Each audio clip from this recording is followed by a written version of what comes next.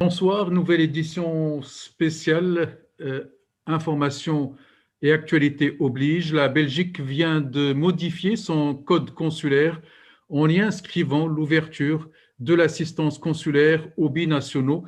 Nous recevons ce soir Malik Ben Achour, député fédéral PS. C'est Malik Ben Achour, bonsoir. Bonsoir. Vous avez été l'un des promoteurs de cet amendement. Pourquoi d'abord les Belges n'étaient pas sur le même pied d'égalité? Donc, en effet, jusqu'à l'adoption du texte que nous avons fait voter en commission mardi, la Belgique vivait sous le régime du code consulaire qui obligeait, entre guillemets, qui contraignait, qui permettait aussi aux Belges de solliciter forcément, comme n'importe quel citoyen de n'importe quel pays, l'assistance consulaire des autorités diplomatiques de son propre pays. Bon. Et le code consulaire excluait de facto les binationaux. Et lors de la crise Covid et la fermeture des frontières décidée Oui. notamment par le Maroc au mois de mars ou début avril, on s'est rendu compte des limites importantes de ce code consulaire. Et ces limites, c'était quoi? C'était un sentiment de discrimination, de double standard, de traitement différencié dans le chef de nos compatriotes de nationalité aussi marocaine, c'est-à-dire les binationaux belgo-marocains, qui coinçaient au Maroc, puisque l'espace aérien marocain a été fermé en quelques heures. Ils se sont retrouvés, entre guillemets, pris au piège sans savoir quand ils allaient pouvoir rentrer chez eux en Belgique. Ils ont naturellement sollicité le soutien, l'appui de l'ambassade, du consulat, etc. Et les premières réponses qui leur ont été apportées, ça a été de leur dire « Nous sommes désolés, nous ne pouvons rien faire pour vous. Au Maroc, vous relevez de l'autorité du Royaume du Maroc. Et donc, nous ne pouvons pas intervenir pour vous aider et a fortiori pour vous rapatrier. » Et donc, moi, j'ai été personnellement sollicité par des dizaines de personnes qui étaient vraiment dans la détresse et il y avait des situations familiales, professionnelles, de santé tout à fait dramatiques. Et je me suis saisi du dossier en même temps qu'un collègue parlementaire écologiste.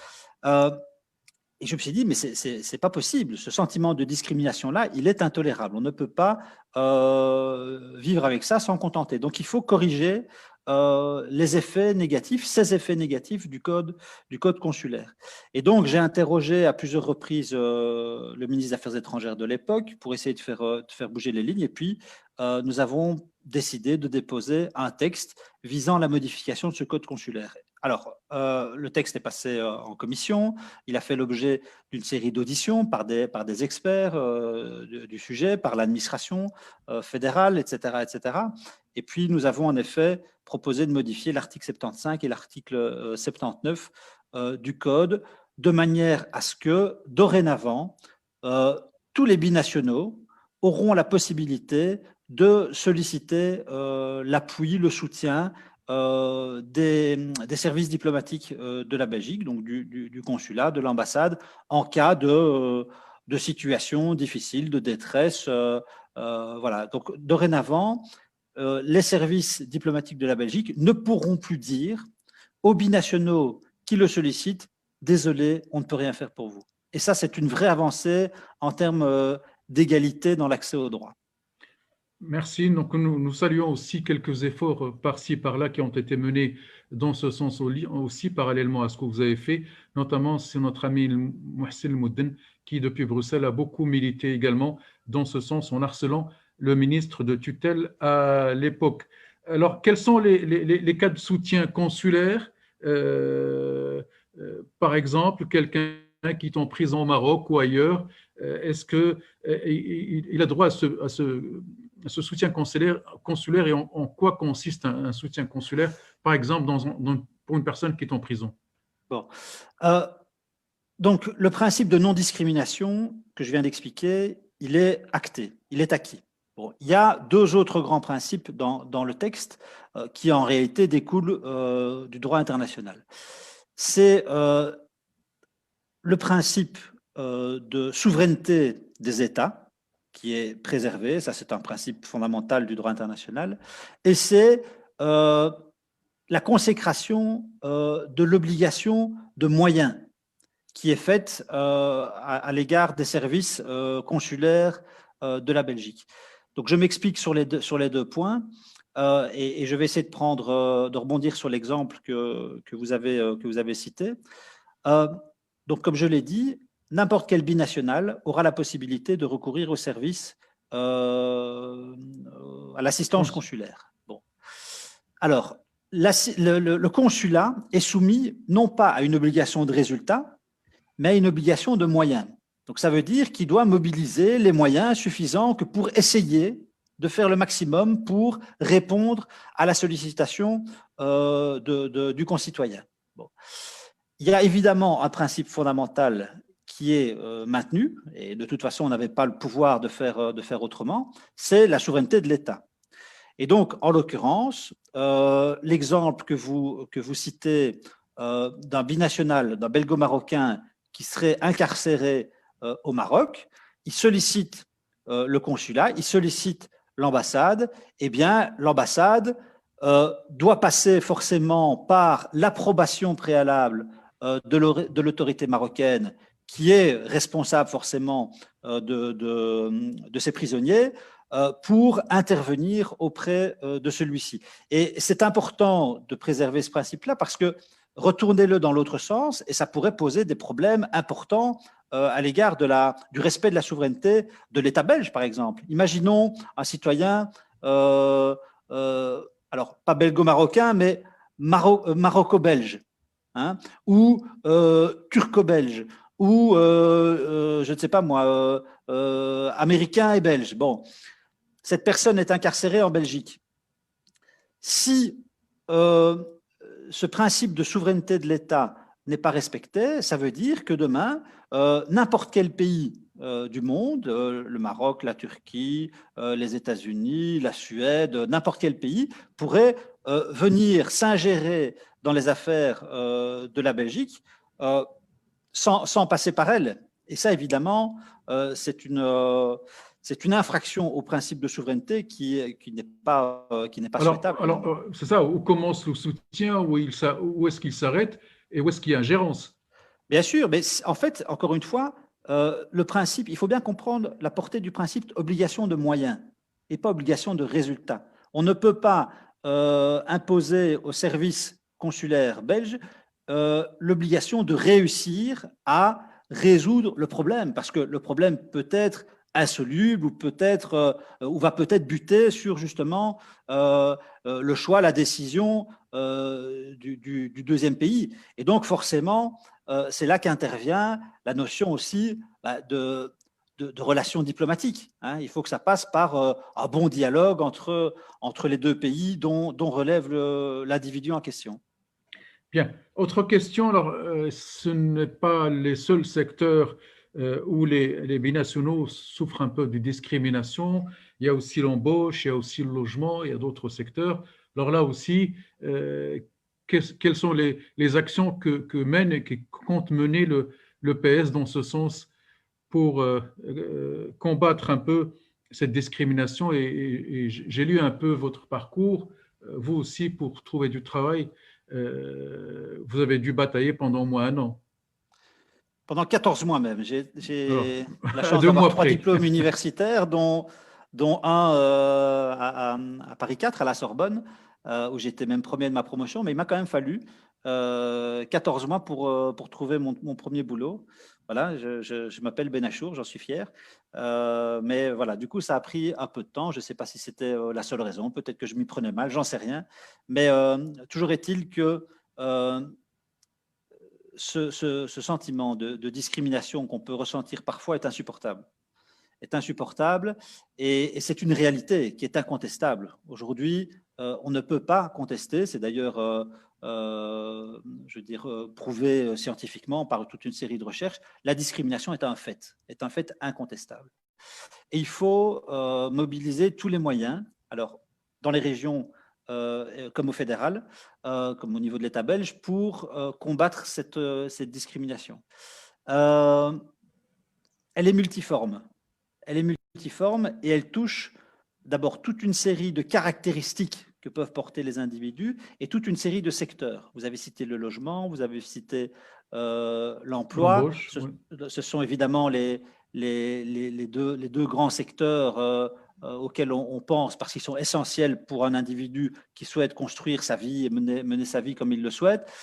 Elle touche évidemment les personnes étrangères ou d'origine étrangère, elle touche les gens en fonction de leur religion ou de leur religion présumée, de leurs croyances philosophiques, de leurs convictions philosophiques de manière générale. De leur âge aussi. De leur âge, absolument. D'ailleurs, je pense que je crois avoir lu récemment que c'était le premier facteur de discrimination à l'emploi, c'était l'âge. C'est les gens de plus de 55 ans qui connaissent le plus de difficultés à retrouver ou à trouver un emploi. Et donc, il faut en effet mener des actions structurelles pour combattre la discrimination. Alors, il y a deux grands volets. Il y a comment est-ce qu'on efface ce mécanisme discriminant dans les relations entre le bailleur et le locataire, entre l'employeur et l'employé, etc., etc. Et puis, il y a la réponse répressive. Et là, évidemment, il y a le rôle très important que joue UNIA, Centre pour l'égalité des chances, selon son ancienne dénomination, qui permet justement de recevoir les signalements pour discrimination et de les traiter, alors soit en justice, c'est la minorité des cas, soit dans le dialogue et la conciliation avec les personnes incriminées, voilà, ou suspectées de discrimination. Voilà. Oui, mais il y a aussi le volet politique. Je dirais que s'il n'y a pas une volonté politique, Oui, la discrimination ne disparaîtra jamais. Mais bien sûr, bien sûr. Donc, à la base de tout ça, évidemment, il faut une volonté politique. Et tout le monde le sait, derrière le combat, derrière la lutte contre les discriminations, il y a le combat pour l'égalité. Et ça, c'est profondément l'ADN d'un parti comme le mien. C'est le cœur de notre combat, l'égalité. Et donc, forcément, vous aurez toujours comme allié le Parti socialiste pour lutter contre les discriminations. Et je pense d'ailleurs qu'au niveau bruxellois, Actiris, avec Grégor Chapelle, son directeur général, fait un travail assez volontariste, assez ambitieux sur le sujet. Bien, alors une dernière question qui vous concerne personnellement. Vous avez fait couler pas mal d'encre récemment sur un espace commercial qui a été bradé, d'après vous dire. Alors, où en est ce combat, je dirais, de transparence, d'équité que vous menez et que mène le PS? Donc, en effet, c'est un dossier communal hein, qui a vu le jour dans ma ville à Verviers, où on vit une situation politique assez compliquée, une situation de crise très profonde depuis maintenant 6 mois, au départ plutôt de la volonté de la bourgmestre socialiste d'exclure un de nos camarades, président de CPS, pardon, Hassan Aïdine, sur base d'un conflit entre la ville et le CPS. Bon. Moi, j'ai mené la lutte pour d'abord préserver l'unité de mon parti, préserver l'intérêt des Verviétois et empêcher que mon camarade Hassan Aïdine, en l'occurrence, d'origine turque, lui, soit exclu. Bon. Le climat politique s'est dégradé pendant de nombreux mois. Et puis, en effet, au mois de décembre, est arrivé un dossier assez mal mené, mal instruit, mal monté, qui m'a posé de gros problèmes parce qu'à mes yeux, il révélait certaines pratiques problématiques en matière de transparence, en matière d'équité, en matière de bonne gouvernance.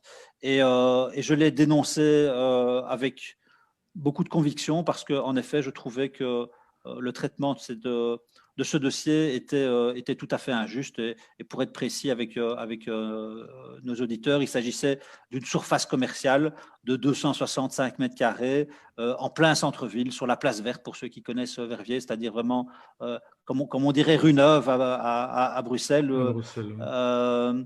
pour un montant totalement dérisoire qui revenait à moins de 2 euros du mètre carré. Enfin, tout ça était ridicule pour, en plus, permettre à un ami de l'Échevin en charge et de la bourgmestre d'en bénéficier. Donc, voilà, j'ai soulevé un soupçon de copinage, mais au-delà de ce cas particulier, je veux dire, la dénonciation que j'ai faite de ce dossier souligne, et je veux qu'on le retienne comme ça, à quel point je considère que la gestion de la chose publique doit se faire maintenant dans des conditions de transparence, d'équité, de rigueur, de sérieux, parce que l'enjeu derrière tout ça, c'est la crédibilité du monde politique à l'égard des citoyens. Alors, en 15 secondes, parce que je sais que votre temps est compté, et je vous remercie d'avoir répondu rapidement à notre invitation. On reproche aux politiciens binationaux de ne faire que de la figuration. En 15 secondes, une réponse. Mais moi, je suis élu depuis 2006. Je suis belgo-tunisien. Je suis né d'une famille mixte. Mon père est arrivé en 1976 avec 500 francs français dans sa poche pour faire ses études d'ingénieur. Il est devenu ingénieur. En même temps, il travaillait dans une casse de voiture. Il travaillait dans les cuisines d'un hôtel.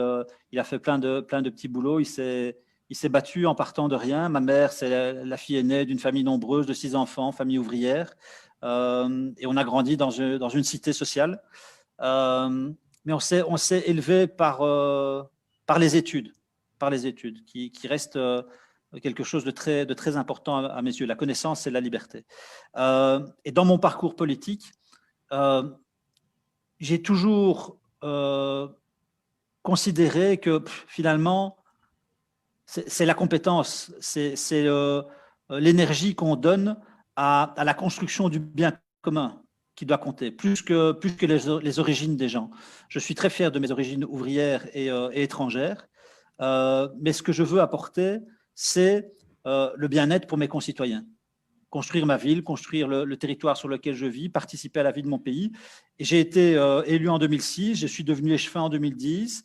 On est passé dans l'opposition pendant 3 ans, en 2012 et 2015. Je suis redevenu échevin et puis je suis maintenant député fédéral. Je pense que ma grand-mère… ma question est, est-ce que vous avez votre mot à dire, par exemple, bien sûr, mais mon parcours en est la démonstration. Et j'allais dire, ma grand-mère, paix à son âme, qui repose en Tunisie, et qui vient aussi d'une famille très populaire de Tunis, doit être fière maintenant de voir un de ses fils siéger au Parlement fédéral avec, en effet, son mot à dire en matière d'affaires étrangères, en matière d'énergie, de climat, en matière de finances, en matière de fiscalité, de budget. J'interviens sur de nombreux dossiers. Je considère jouer un rôle relativement important dans la manière dont ma ville Verviers évolue. En tout cas, je pense compter un peu, que ma voix compte un peu à Verviers.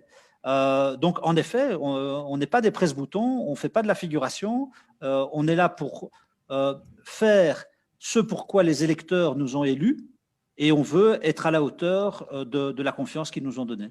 C'est tout ce qu'on vous souhaite de notre part. Merci, c'est Malik Ben Achour, et à très bientôt. Merci beaucoup. Merci à vous.